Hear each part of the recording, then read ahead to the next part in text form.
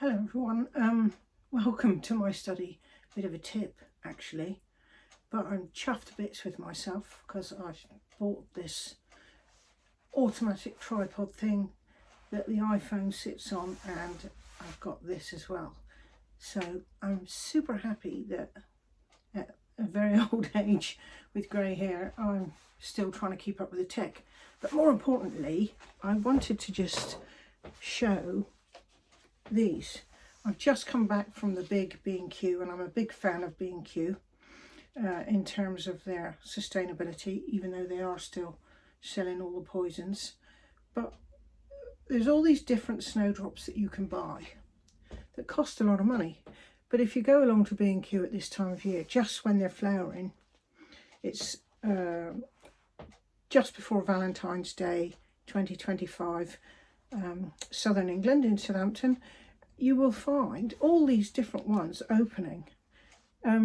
The 3 pots of these, 3 pots for a tenner, and the markings on the inside is just fantastic. I'm just blown away by it. Here, look, and the other one. Look at the markings on the inside, if I can hold that still. Nice big blousy one there. So absolutely worth a visit. Here, it's just superb. It's a little tiny one there, little dainty one, maybe young, but who knows. So those were three pots for a tenner, and I resisted buying lots more.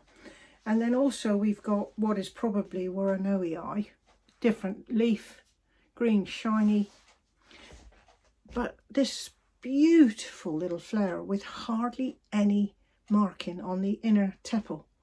So I snapped that one up, and guess how much? £2. So B&Q, nailing it. You know, don't be a snob. Go along wherever your B&Q is about now and see what's there. Perfect. Right, let me just get the remote thing. Happy days.